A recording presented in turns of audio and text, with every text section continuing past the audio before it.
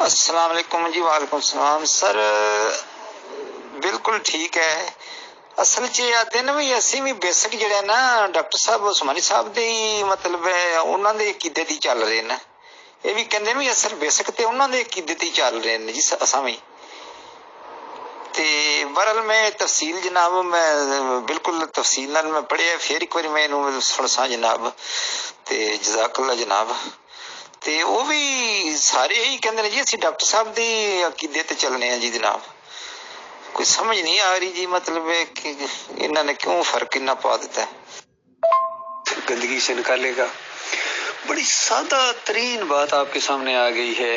ان کا جھوٹ آپ کے سامنے آ گیا ہے. یہ کہہ رہے ہیں ہم ڈاکٹر عثمانی رحمۃ اللہ علیہ کے عقیدے کے اوپر ہیں. بس آپ اتنا سوال کر دیں بھائی ڈاکٹر صاحب تو کہتے ہیں سجدہ اللہ کو ہوا, تم کہتے ہو سجدہ یوسف علیہ السلام کو ہوا, تو یہ ایک عقیدہ ہے.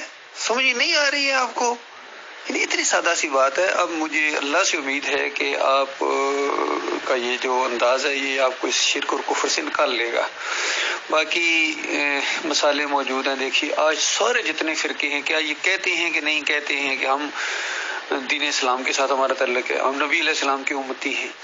تو کہنے سے کیا ہوتا ہے, اس کے بعد ان کے عقیدے نہیں ملتے ہیں نبی علیہ السلام سے اور صحابہ کرام سے. پرابلم یہ ہے. تو دعویٰ تو ہمارا بھی یہی ہے کہ ہم اللہ کے نبی صلی اللہ علیہ وسلم کو مانتے ہیں اور اس طرح مانتے ہیں جس طرح صحابہ کرام مانتے ہیں. بریلویوں کا بھی یہی دعویٰ ہے, دیوبندیوں کا بھی یہی دعویٰ ہے, اہل حدیثوں کو اور سلفیوں کا بھی یہی دعویٰ ہے, صوفیوں کا بھی یہی دعویٰ رہا ہے. لیکن اس کے بعد ان کے اپنے عقائد اور مشرکانہ عقائد جو انہوں نے دین اسلام کے اندر شامل کر دی اپنے گندے دماغ کی وجہ سے, ہم ان کے انکاری ہیں. بالکل یہی معاملہ ہے کہ جو محمد حنیف نے اپنے گندے دماغ کے مطابق مشرکانہ اور صوفیانہ انداز کی وجہ سے جو جماعت کے اندر اس شرک اور کفر کے انجیکشن لگا دیا, ہم اس کے انکاری ہیں. آج اگر یہ توبہ کر لیں, سچے دل سے توبہ کر لیں, ہم تو دعا بھی کرتے ہیں ان کے لیے یقین کریں اللہ ان کو توبہ کی توفیق عطا فرمائے, کیونکہ جہنم بہت خوفناک جہنم ہے. اس کے اندر جب یہ چلے جائیں گے تو کیا ہوگا بتائیے. یہ سب سے زیادہ ان کو تکلیف ہوگی. دیکھو کس چیز کی وجہ سے میں آ گیا ہوں, کتنی دنیا میں یعنی مخالفتیں بھی لی, کتنے مشکل وقت بھی کیے, کتنی تجدید گزاریاں, یہ وہ سب. تو اللہ تعالیٰ کی وہ بات پوری ہو جائے گی کہ اگر یہ شرک کرتے, انبیاء بھی شرک کرتے, تو میں ان کا کیا کرایا برباد کر دیتا. تو بتائیے پھر محمد حنیف کیا چیز ہے یا کوئی اور کیا چیز ہے. ہم بھی اگر شرک کریں گے تو ہم اللہ کے عذاب سے نہیں بچ سکتے ہیں, بلکہ اللہ دوہرا عذاب دے گا پھر ایسے لوگوں کو جو توحید کو سمجھ کر پھر شرک اور کفر کی طرف جائیں.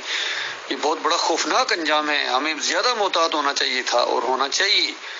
تو یہ انداز ہے میرے پیارے بھائی. اللہ تعالیٰ آپ کو, آپ کے دل کو اطمینان بخشے, اور ہمارے سارے بھائیوں کو جو اس جال کے اندر پھنسے ہوئے ہیں. بڑا خوفناک جال بچھایا ہے محمد حنیف نے, خلیل الرحمان نے, منور سلطان نے, رفت نواب نے, اور جتنا یہ سہیل خان خاص کر بہت بڑا کردار ادا کیا ہے. سہیل خان نے یہ لاہور میں آئے ہوئے جو کراچی کے, بڑا ہی انہوں نے ساتھیوں کا مال بھی کھایا ہے اور ابھی بھی کھا رہے ہیں. جماعت کا مال بہت زیادہ کھایا ہے, انفرادی طور پر بہت مال کھایا ہے اس بندے نے ساتھیوں کا. اور اب جو جماعت کا وہ کھا رہے ہیں وہ اصل میں اسی وجہ سے یہ اب اس کفر و شرک سے نہیں نکل رہے ہیں کہ ان کے مفادات ہیں. جو بھی اب محمد حنیف صاحب کے ساتھ چمٹا ہوا ہے نا, تین موٹی وجوہات ہیں. ایک تو یہ مالی مفادات ہیں, دوسرا یہ ہے کہ وہ ایک نازمیت کا ایک شوق ہوتا ہے چونکہ ان کو موقع ملا ہے آگے آنے کا محمد حنیف صاحب کی چاپلوسی کرنے کے بعد. اور تیسری بات خوف ہے. ایک خوف بہت بڑا ہوتا ہے کہ اب میرے رشتہ دار کیا کہیں گے, اب برادری والے کیا کہیں گے, اب علاقے والے کیا کہیں گے کہ یہ جماعت بھی تم نے چھوڑ دی. تو یہ ایک خوف ہوتا ہے. تو اس خوف سے وہی نکلتا ہے جو اللہ کا بندہ ہو, آخرت کے اوپر جس کی نظر ہو, جنت کا جس کو شوق ہو, جہنم سے جو بچنا چاہتا ہے, وہ یہ سٹیپ اٹھا سکے گا, ورنہ کوئی اور نہیں اٹھا سکتا ہے. کیونکہ محمد حنیف صاحب نے نظم کا ڈنڈا لیا ہوا ہے. جو اشارہ بھی دے گا, ہلکا سا اشارہ بھی دے گا کہ بھائی سجدہ تو اللہ کی, اسی وقت اس کی سسٹم کے اندر یہ وہ لہر پھیر جاتی ہے کہ دیکھو اس بندے پر نظر رکھو, یہ متاثرین میں سے ہے, یہ متاثر ہو گیا ہے ارشد کرملائی سے. حالانکہ میری کوئی بات اپنی بات نہیں, خالص قرآن کی بات ہے, حدیث کی بات ہے.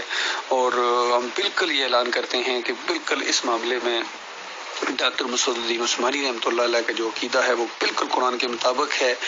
اور امام بخاری رحمۃ اللہ علیہ کا بھی یہ عقیدہ یقین کیجیے, وہ اس سجدے کو نہیں مانتے ہیں اس انداز سے جس طرح یہ یوسف علیہ السلام کو سجدہ مانتے ہیں. بالکل وہ نہیں مانتے ہیں.